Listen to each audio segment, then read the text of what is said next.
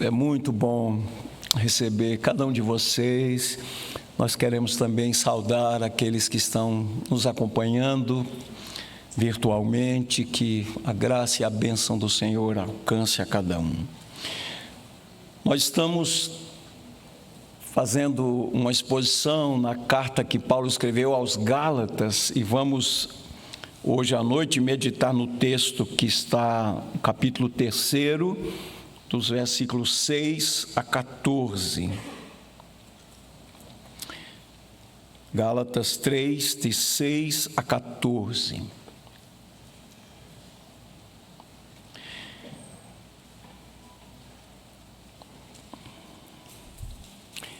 Nós precisamos entender cada livro da Bíblia dentro do seu contexto e observando os seus propósitos, né?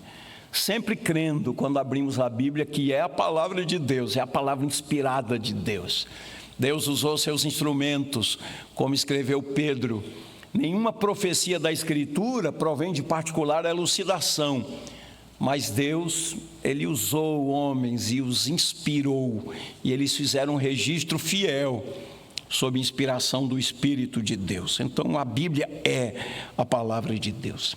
E quando Paulo escreveu essa carta aos Gálatas, né, inspirado pelo Espírito de Deus, ele o fez para que várias comunidades cristãs, ou para evitar que várias comunidades cristãs abandonassem o Evangelho de Jesus Cristo. E essa é uma luta constante, não é? Para que a gente fique firme, não é?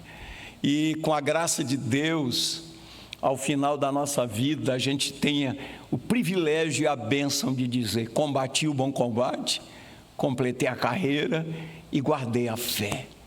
Que coisa boa terminar a vida e naquele dia ouvir o Senhor dizendo: vinde benditos de meu Pai. Um velho pregador disse: sucesso na vida é terminar os seus dias tendo a aprovação de Deus. E que Ele nos conceda a graça de permanecermos firmes no Evangelho. O Evangelho que é poder de Deus para a salvação de todo aquele que crê.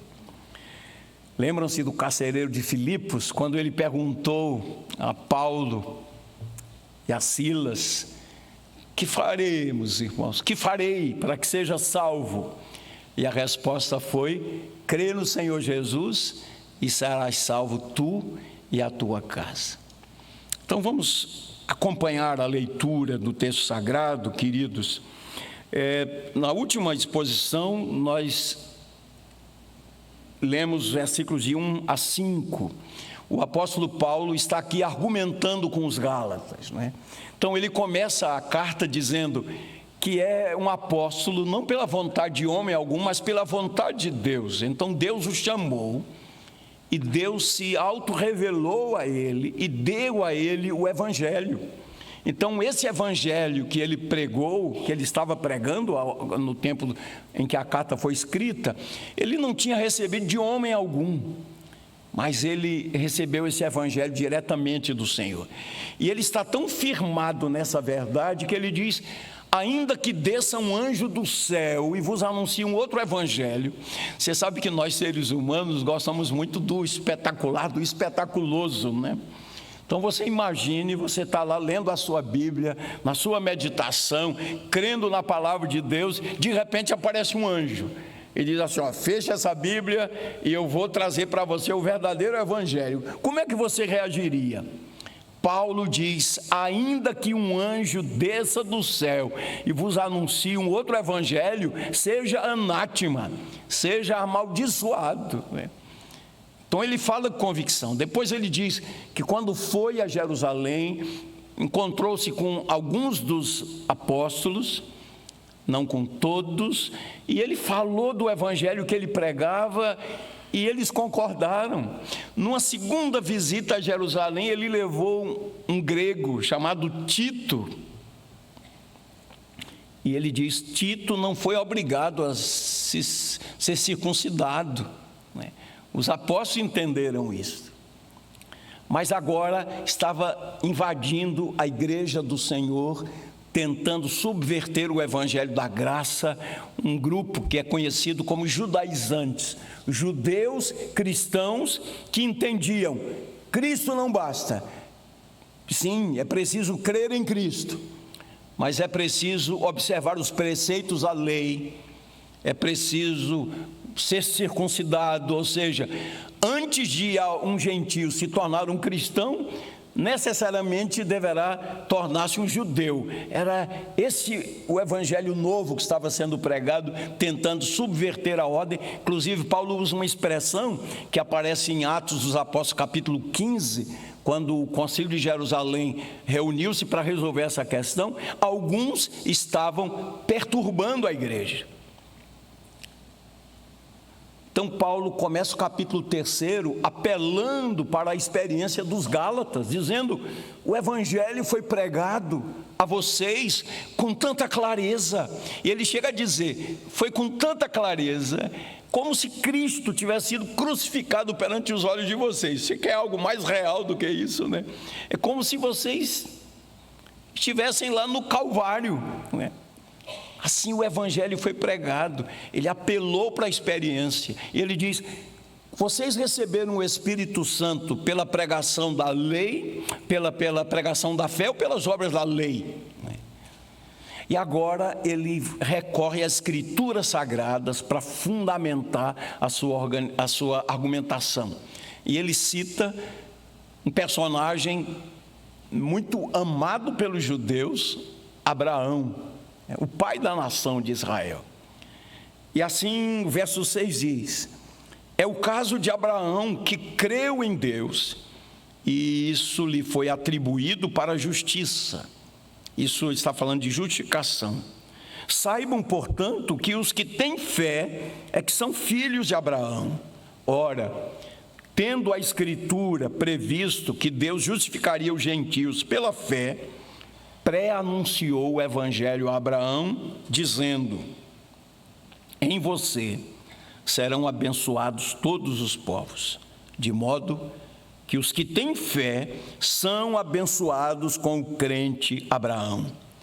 Pois todos os que são das obras da lei estão debaixo de maldição, porque está escrito: maldito todo aquele que não permanece em todas as coisas escritas no livro da lei para praticá-las. E é evidente, Paulo fala com convicção, é evidente que pela lei ninguém é justificado diante de Deus, porque o justo viverá pela fé. Ora, a lei não procede de fé, mas aquele que observar os seus preceitos, por eles viverá. E aí vem essa maravilhosa expressão da graça de Deus, do evangelho em Cristo Jesus. Cristo nos resgatou da maldição da lei, fazendo-se Ele próprio maldição em nosso lugar. Porque está escrito: maldito todo aquele que for pendurado em madeiro, para que a bênção de Abraão chegasse aos gentios em Cristo Jesus, a fim de que recebêssemos pela fé o Espírito prometido. Aleluia, louvado seja o nome do Senhor. Queridos, Cristo nos libertou da maldição. Ele se fez maldição por nós. Que evangelho gracioso é o evangelho de Jesus Cristo. E nós temos aprendido à luz das Escrituras Sagradas, à luz da palavra de Deus, que a salvação é obra de Deus do início ao fim, é obra de Deus. E essa salvação é apropriada pela fé, e a fé é também um dom de Deus. Você pode perguntar a qualquer pessoa verdadeiramente convertida: por que você é um convertido?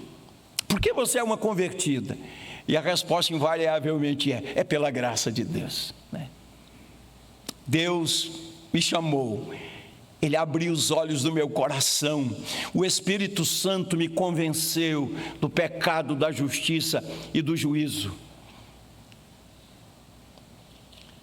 Salvação é obra de Deus do início ao fim. A salvação é pessoal, ela é interna, ela é espiritual, não tendo nada a ver com cerimônias, com rituais, com boas obras, com merecimento, nada disso. Pela graça sois salvos mediante a fé. Isso não vem de vós, é dom de Deus, não de obras, para que ninguém se glorie. Queridos, diante do Deus Santo, nós não temos nenhum merecimento. Diante do Deus Santo, nós não temos justiça própria. Diante do Deus Santo, as nossas obras são como trapos da imundícia, como escreveu o profeta Isaías. Então, diante de Deus, se nos apresentarmos diante de Deus sem Cristo, estamos perdidos, estamos arruinados, mas aí está a glória do Evangelho. Deus nos amou de tal maneira que deu o seu Filho unigênito, para que todo aquele que nele crê não pereça, mas tenha a vida eterna. É preciso dizer que os convertidos do Antigo Testamento, eles foram salvos pela graça mediante a fé. Você lê aquela galeria dos heróis da fé em Hebreus capítulo 11, começa com os mais antigos, começa com Abel, e quantas vezes naquele capítulo a expressão é repetida: pela fé, pela fé, pela fé, nunca pelas obras, mas pela fé. Tem um texto que eu gostaria de ler para vocês, de MacArthur Júnior, no livro Com Vergonha do Evangelho. Ele diz assim: não existe doutrina mais desprezada pela mente natural do que a verdade de que Deus é absolutamente soberano. O orgulho humano odeia a ideia de que Deus a tudo ordena, a tudo controla e reina sobre tudo. A mente natural, que arde em inimizade contra Deus, abomina o ensinamento bíblico de que nada ocorre senão o que está de acordo com os eternos decretos de Deus. Acima de tudo, a carne, a velha natureza, ele diz, odeia a noção de que a salvação é uma obra inteiramente divina. Se Deus escolheu quem seria salvo, e se a escolha dele foi realizada antes da fundação do mundo, os crentes não têm direito a nenhuma parcela de crédito em qualquer aspecto da salvação. Mas concluindo, ele diz, mas é precisamente isto que as Escrituras ensinam. Até mesmo a fé é um dom gratuito de Deus a seus eleitos. E aí, se alguém disser assim, eu não concordo nada com MacArthur Júnior, aí eu trago a palavra do Senhor Jesus, João capítulo 6, 65. Jesus declarou: ninguém poderá vir a mim se pelo Pai não for concedido. Mateus 11, 27. Ninguém conhece o Pai, senão o Filho, e aquele a quem o Filho o quiser revelar. Então, um salvo em Cristo Jesus não tem nada de que se gloriar. A nossa glória está no nosso Senhor Jesus Cristo. Queridos, é uma ação tão maravilhosa de Deus. Nós, os que cremos, nós pensamos assim como um autor sacro escreveu: eu não sei por que de Deus o amor a mim se revelou. Eu não sou melhor do que ninguém, eu não sou melhor do que os outros, muito pelo contrário, eu sou um miserável pecador, mas Deus me amou, Deus se auto-revelou, Deus me chamou, e Ele o fez desde a eternidade. Então, como eu disse no início, na parte introdutória, depois de Paulo ter lembrado aos Gálatas a sua experiência, quando ele, na primeira viagem missionária, pregou o Evangelho naquelas regiões, anunciando o Evangelho da graça de Deus, pregando Cristo, lendo o Antigo Testamento e interpretando, apontando para Cristo. Quando eles ouviram o Evangelho, eles creram, eles foram selados com o Espírito da promessa. E acompanhe comigo esses versos de 1 a 5 do capítulo 3. Ó Gálatas insensatos, quem foi que os enfeitiçou? Não foi diante dos olhos de vocês que Jesus Cristo foi exposto como crucificado? Quero apenas saber isto: vocês receberam o Espírito Santo pelas obras da lei ou pela pregação da fé? Será que vocês são tão insensatos que, tendo começado no Espírito, agora querem se aperfeiçoar na carne? Será que vocês sofreram tantas coisas em vão? Se é verdade que foram em vão, aquele que lhes concede o Espírito Santo e que opera milagres entre vocês, será que ele o faz pelas obras da lei ou pelas obras da graça? Então, capítulo 3, de 1 a 5, Paulo apela para a experiência dos Gálatas. O que vocês experimentaram, aquilo que vocês vivenciaram, quando vocês ouviram a pregação do legítimo evangelho, foram impactados pela ação do Espírito de Deus e vocês creram. Lembrem-se. Agora, ele mostra o quanto os judaizantes estavam equivocados na interpretação e na compreensão das Escrituras Sagradas. E ele agora utiliza as Escrituras Sagradas para ensinar àqueles cristãos que estavam sendo tentados a retroceder, a abandonar a fé. Então, vou dividir essa palavra em 3 pontos. Primeiro ponto, versículos de 6 a 9. O que eu queria sintetizar nesse ponto é que o Antigo Testamento ensina a salvação pela graça mediante a fé, em vez da salvação pelas obras. Resumindo, o Antigo Testamento ensina a salvação pela graça mediante a fé e não pelas obras. E é isso que Paulo está dizendo aqui. Ele está agora abrindo as Escrituras.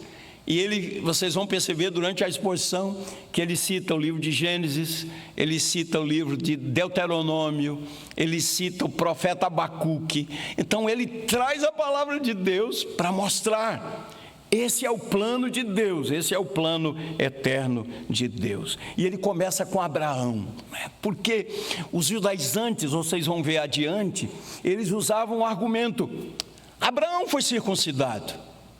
Então, é claro que esses gentios precisam ser circuncidados. Eles não podem abraçar a fé desse jeito. E aí, Paulo, falando pelo Espírito de Deus, com a sabedoria do alto, ele cita Abraão. E aí a nossa pergunta é: quem foi Abraão? Lembrando que o nome dele originalmente era Abrão. Depois o seu nome foi mudado para Abraão, né? Queridos, Abraão foi tirado de um ambiente pagão. A família de Abraão era uma família idólatra. Abraão foi criado no meio da idolatria. E acompanhem comigo a argumentação de Paulo.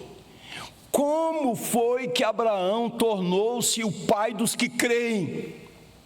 Qual era a disposição do coração de Abraão para crer em Deus, para amar a Deus? Ele era um pagão, ele era um idólatra. Se você olhar na sua Bíblia, Josué capítulo 24, versículo 2, está escrito assim: então Josué disse a todo o povo: assim diz o Senhor, Deus de Israel, antigamente os pais de vocês, incluindo Terá, pai de Abraão e de Naor, viviam do outro lado do Eufrates e serviam outros deuses. Vejam a graça de Deus aqui.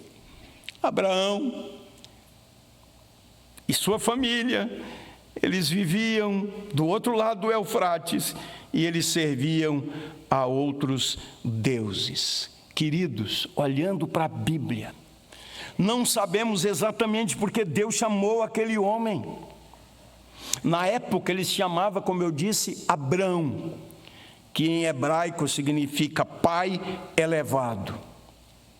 Alguns intérpretes das Escrituras Sagradas, eles acreditam que Abrão tinha recebido esse nome porque ele era astrólogo e ele vivia observando o céu a fim de adivinhar o futuro pelas estrelas. Então, quero dizer que a Aqui nós temos apenas conjecturas. Alguns pensam assim, eles estão olhando para o passado de Abraão, entendendo que ele foi tirado de um ambiente pagão, de um ambiente da idolatria, né? Então, se ele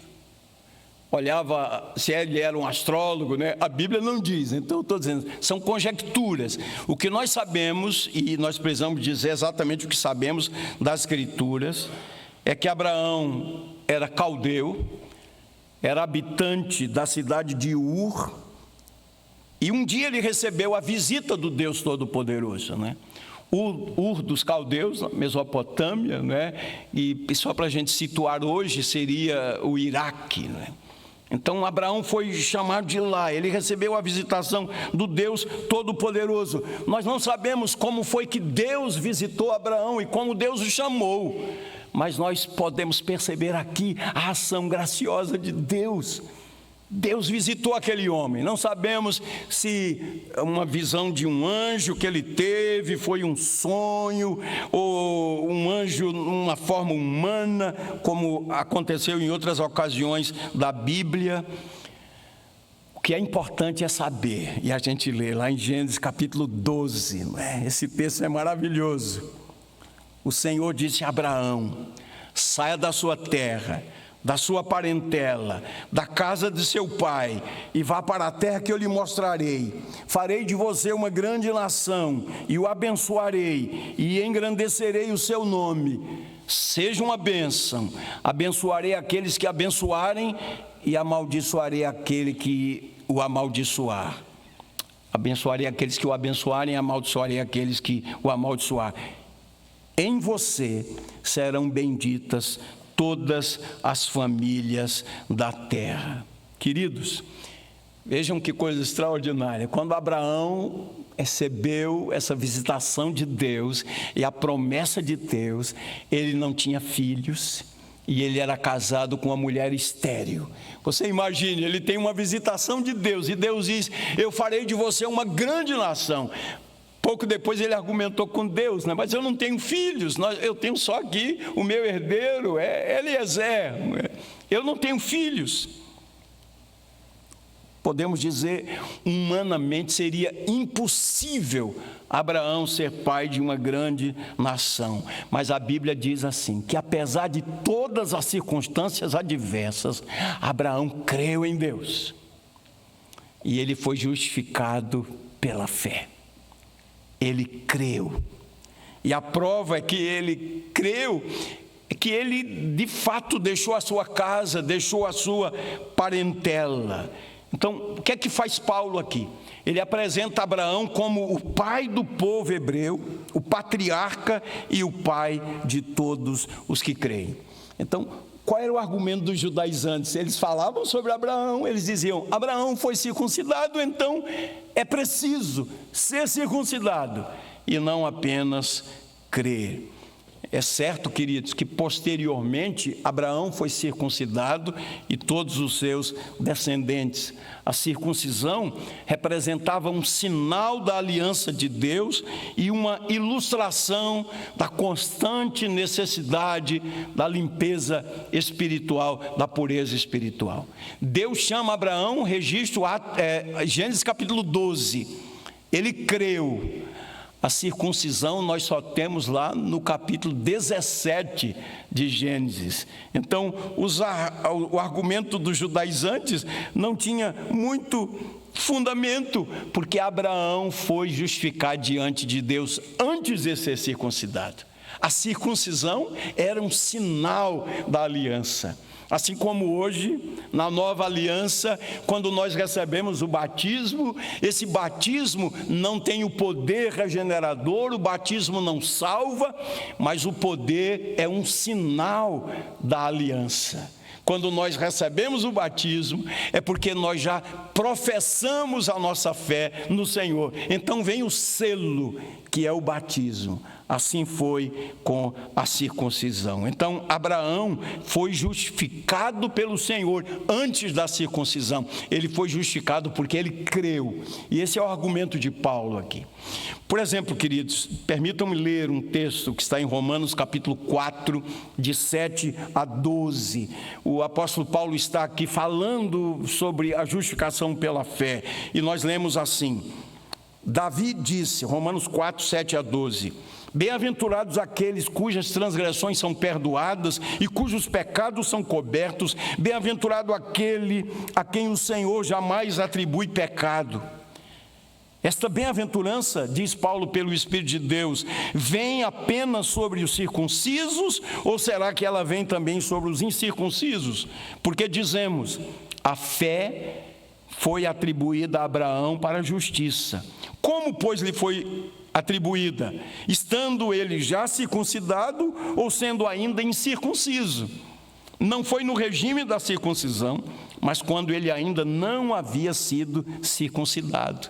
E Abraão, continua Paulo, recebeu o sinal da circuncisão como selo da justiça da fé que teve quando ainda não havia sido circuncidado. E isso para que viesse a ser o pai de todos que creem, embora não circuncidados, a fim de que a justiça fosse atribuída também a eles. Ele é também pai da circuncisão, isto é, daqueles que não são apenas circuncisos, mas também andam nas pisadas da fé que teve Abraão, nosso pai, antes de ser circuncidado. Volto a dizer, à luz da palavra de Deus, a circuncisão era apenas um sinal externo de uma bênção interna. Abraão foi circuncidado depois de ter professado a sua fé no Senhor. E Paulo prossegue seu argumento, voltando Romanos capítulo 2, versos 28 e 29. Porque não é judeu quem o é apenas exteriormente, nem é circuncisão o que é somente na carne. Porém, judeu é aquele que o é interiormente. E circuncisão é a do coração, pelo Espírito, não segundo a letra, e cujo louvor não procede dos seres humanos, mas de Deus. Então, Abraão não é o padrão apenas daqueles que creem, mas o padrão daqueles que obedecem. Ele recebeu o chamado de Deus, ele creu, ele saiu da sua terra, ele deixou a sua parentela, partiu para uma terra que era desconhecida, mas ele foi pela fé. Nós temos um outro ato de fé e de obediência de Abraão, depois do nascimento de Isaque, o filho da promessa, quando Isaque já era um rapazinho. E Deus falou com Abraão que ele oferecesse o seu filho, e a Bíblia diz assim: o teu único filho, oferece em sacrifício. E aquela cena é tão linda, né, de obediência e de fé, porque Abraão foi com Isaque, ele foi com alguns dos seus servos. Chegou um determinado momento, ele disse aos servos: fiquem aqui, eu e o rapaz iremos adorar, depois voltaremos. Presta atenção aqui nos verbos: nós iremos adorar e depois voltaremos. E quando eles chegaram lá no monte, Isaque olha para o seu pai e lhe pergunta: meu pai, aqui está a lenha, aqui está o fogo, mas onde é que está a vítima? Onde é que está a oferta? E qual foi a palavra dele? Deus proverá. Irmãos, isso é maravilhoso. Deus proverá. E certamente, lendo o texto, Abraão não esperava assim uma intervenção de Deus para que ele não sacrificasse Isaque. Lendo Hebreus capítulo 11, o texto diz que ele estava disposto a sacrificar Isaque, porque ele cria que Deus era poderoso até mesmo para ressuscitá-lo dentre os mortos. Então não é uma graça de Deus, queridos, preste atenção nisso. Abraão era um pagão, Abraão era um idólatra, ele foi criado no meio da idolatria. Então, por que é que Abraão foi salvo? Porque ele é o pai dos que creem. Porque Deus foi a ele, Deus o chamou, Deus se auto-revelou a ele, e ele creu. E aí eu pergunto: existe algum mérito em Abraão pelo fato de ele ter crido? E eu lhe respondo: absolutamente não, porque a fé é um dom de Deus. Então, eu queria que vocês entendessem aqui, estou falando de assuntos que vocês já sabem, mas para que nós tenhamos, para a glória de Deus, gratidão no nosso coração. Deus amou a mim, que sou indigno. Ontem à noite estava pregando aqui Marcos capítulo 2, texto que fala do chamado de Levi, que é Mateus, um cobrador de impostos. Os cobradores de impostos em Israel eram odiados pela sociedade, eram mal vistos pela sociedade. Ninguém podia imaginar a possibilidade de um cobrador de impostos ser convertido, porque eles eram corruptos, eles exploravam o povo, eles cobravam impostos pesados dos judeus, pagavam uma cota aos romanos, ficavam com o restante, eram homens que lucravam, um lucro desonesto. E o Senhor chamou Mateus. Siga-me. E diz o texto que ele deixou tudo. Isso é graça de Deus. Quando a gente lê o Evangelho, que leva o seu nome, o Evangelho de Mateus, a gente tem uma ideia da graça de Deus. E eu estava lembrando uma palavra atribuída a Agostinho de Hipona. Agostinho, que foi alcançado pela graça de Deus. Quem já leu Confissões tem uma ideia da manifestação da graça de Deus. E Agostinho disse: amando aqueles que não são dignos de teu amor, tornaste-me digno de teu amor. Louvado seja o nome do Senhor, queridos. É graça de Deus, é graça de Deus. E olhem para o texto sagrado, mais uma vez, né? O que Paulo está dizendo agora aqui, agora eu estou em Gálatas, capítulo 3, verso 7. Ele está dizendo: saibam, portanto, que os que têm fé, eles é que são filhos de Abraão. Versículo 8, ora, tendo a Escritura previsto que Deus justificaria os gentios pela fé, pré-anunciou o Evangelho a Abraão, dizendo: em você serão abençoadas todas as famílias da terra, ou serão abençoados todos os povos. Então ele está citando aqui Gênesis capítulo 12, versículo de número 3. Então esse é o primeiro ponto. Aqueles que foram salvos no Antigo Testamento, na Antiga Aliança, eles foram salvos pela graça, mediante a fé. Salvação não é fruto da obra. Segundo lugar, olhando aqui versos de 10 a 12. Pois todos os que são das obras da lei estão debaixo da maldição, porque está escrito: maldito todo aquele que não permanece em todas as coisas escritas no livro da lei para praticá-las. É evidente que pela lei ninguém é justificado diante de Deus, porque o justo viverá pela fé. Ora, a lei não procede da fé, mas aquele que observar os seus preceitos, por ele viverá. Os judaizantes, além da circuncisão, eles exigiam e defendiam com firmeza a necessidade de se cumprir a lei de Moisés para a salvação. E o que Paulo faz, pelo Espírito de Deus, mais uma vez, ele recorre às Escrituras sagradas, né? Ele está dizendo aqui: Abraão, Isaque, Jacó, José, muitos outros crentes judeus viveram muitos anos antes da lei ter sido dada a Moisés. Queridos, esses patriarcas viveram pelo menos 500 anos antes da lei. Como é que eles foram salvos? Pelas obras da lei. Eles viveram antes da lei. Esse é o argumento que Paulo está dizendo. E ele ensina: a justificação é pela fé, não pelas obras, não pela circuncisão, não pelas obras da lei.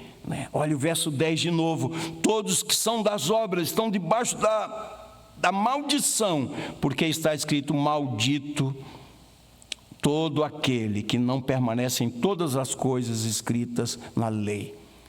Há um outro momento na carta aos Romanos que Paulo diz: existe algum problema com a lei? E ele diz: não, a lei é santa, a lei é boa, a lei é justa. O problema não está com a lei, o problema está comigo.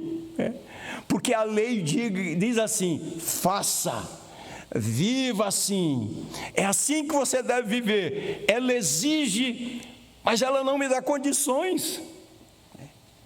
E os reformadores entenderam isso, e outros servos de Deus entenderam isso. A lei, ela serve como um espelho, ela revela o nosso coração, ela mostra quem somos, Por isso Jesus ensinou no Sermão do Monte: bem-aventurados os pobres de espírito, os humildes de espírito. E alguns interpretam de forma equivocada esse texto. A palavra grega para pobres, ou humildes de espírito, pobres, o sentido da palavra é de mendicância, é aquele que não tem nenhum recurso. A ideia é essa: diante do Deus Santo, eu não tenho nenhum recurso, nada que me autorize diante de Deus, né? Mas a lei está dizendo, faça assim, viva dessa maneira. Ela exige, mas ela não me ajuda. A lei revela que eu sou um pecador. A salvação pelas obras e salvação pela fé são excludentes, né? Não há nenhuma possibilidade de harmonia. E aí Paulo está citando Deuteronômio, está citando Abacuque, e ele está citando Levítico, dizendo o seguinte: a lei exige perfeição. Se você quebra um mandamento, você quebrou toda a lei. E aí como é possível, né? E quando o apóstolo Paulo fala da experiência dele, Romanos capítulo 7, eu não teria conhecido o pecado se a lei não dissesse, não cobiçarás. E é interessante, queridos, quando nós quebramos um mandamento de Deus, nunca quebramos um apenas, pelo menos dois de uma vez, porque o primeiro é não cobiçarás. O que Paulo está mostrando aqui é que pelas obras da lei ninguém será justificado diante de Deus, porque na verdade nós somos pecadores, nosso coração se inclina para o pecado, nós não temos por natureza disposição para amar a Deus, para servir a Deus, nós não temos disposição para obedecer a Deus, nosso coração é rebelde, é teimoso. E então vem a grande notícia do Evangelho, e esse é o terceiro ponto, versos 13 e 14. Cristo nos resgatou da maldição da lei, fazendo-se Ele mesmo maldição em nosso lugar.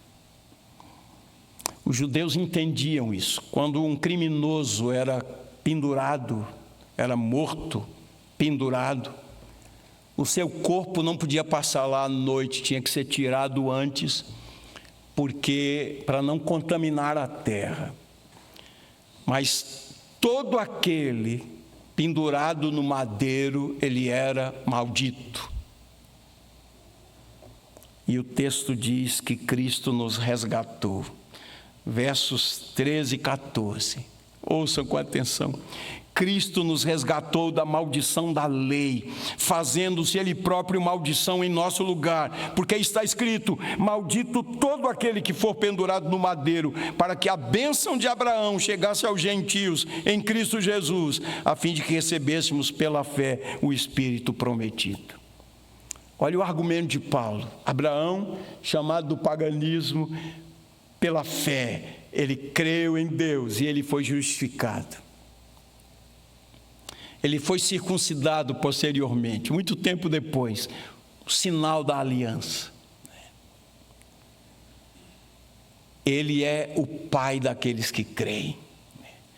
Todos nós, os que estamos em Cristo Jesus, nós somos o Israel de Deus.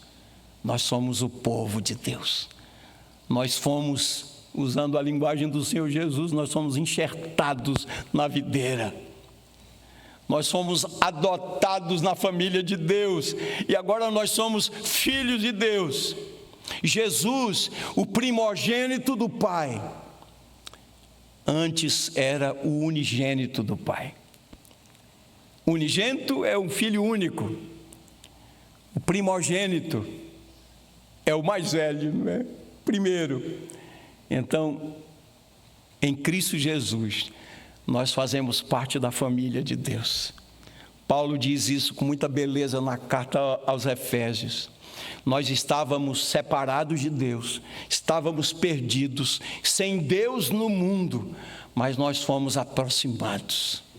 nós somos reconciliados, nós somos a família de Deus. Deus é o nosso Pai em Cristo Jesus. João diz isso no Evangelho: veio para o que era seu, mas os seus não receberam, mas a todos quantos o receberam, deu-lhes o poder, o direito de serem feitos filhos de Deus, a saber, aos que creem o seu nome. Olhe para o texto, verso 13, diz que Cristo nos resgatou. A palavra grega que aparece aqui é uma palavra comumente usada para comprar a liberdade de um escravo. Cristo nos libertou, Ele nos resgatou. Agora, pois, nenhuma condenação há para os que estão em Cristo Jesus. Ele pagou o preço. Cristo justifica aqueles que creem nele pelo fato de tê-los comprado de sua escravidão do pecado. Esse foi um alto preço. Pedro escreve: nós não fomos comprados por prata ou ouro, mas pelo precioso sangue de Jesus. Esse foi o preço do nosso resgate. Agora imaginem, queridos, é só pela graça mesmo, um judeu pensando na possibilidade de o Messias tornar-se maldição. Eles não podiam conceber essa ideia. Como é que o Messias prometido será maldito? E a maioria dos judeus não conseguia entender a crucificação de Jesus como a prova final e absoluta de que ele era o Messias prometido. Como foi duro para os judeus ouvir isso, o Messias amaldiçoado. Porém, para os que creem, essas palavras são como que um bálsamo. Ele se interpôs entre nós e Deus. Ele se colocou ali como mediador, como intercessor. Ele, santo, puro, perfeito, que nunca cometeu pecado, dolo algum se achou em sua boca.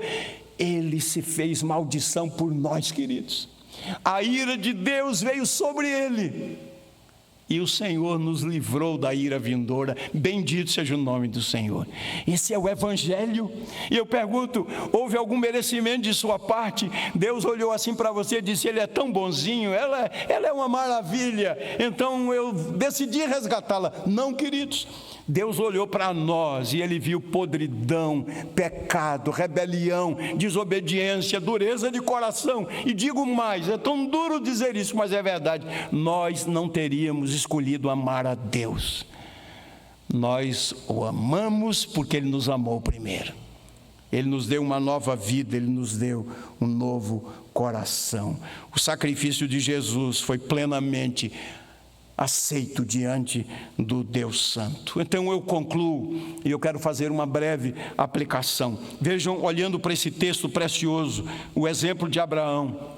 Paulo mostra que Abraão, o pai da raça judaica, havia sido aceito por Deus com base na graça de Deus e pela fé naquilo que Deus tinha prometido. Aqueles que creem também são recebidos diante do Senhor. Aqueles que creem em Cristo, no sacrifício de Cristo Jesus, na obra consumada por Cristo Jesus, que reconhecem seus pecados, que não têm nenhum merecimento, nenhuma justiça. Existem apenas duas maneiras de ser considerado justo diante de Deus. Vou repetir: existem apenas duas maneiras de ser considerado justo diante do Deus Santo. A primeira consiste em guardar a lei perfeitamente.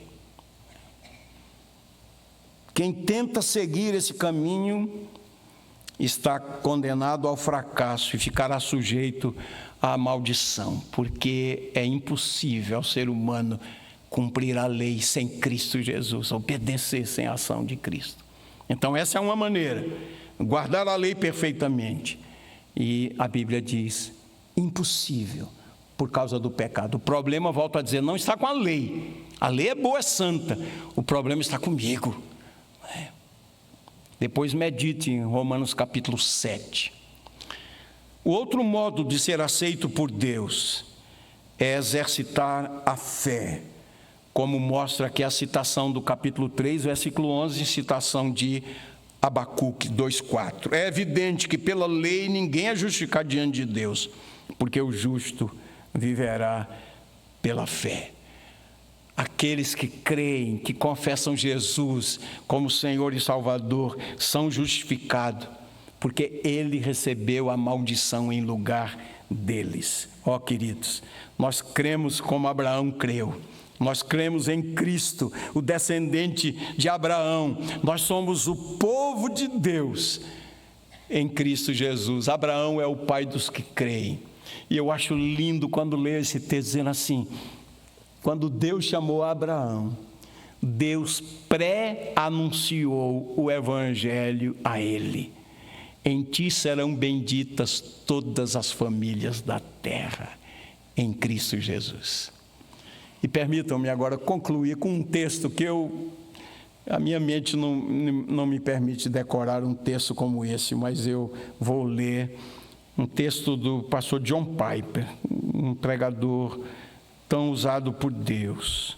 E eu queria que você prestasse bem atenção, tenha paciência, e a parte final agora dessa exposição.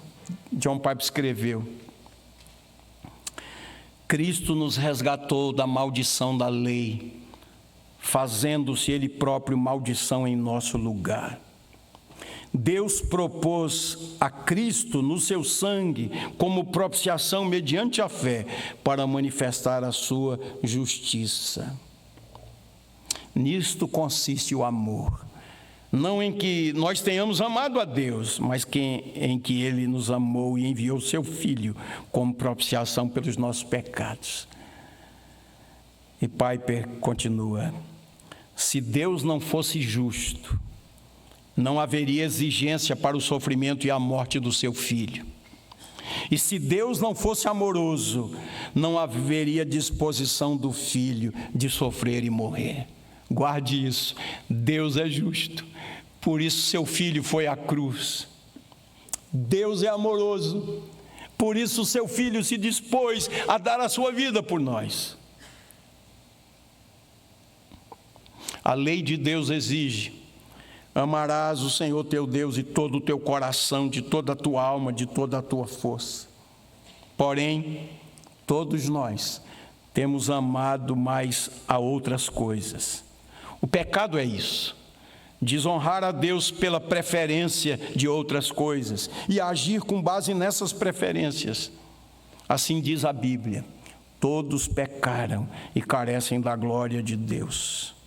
Nós glorificamos aquilo em que mais temos prazer, e não é Deus.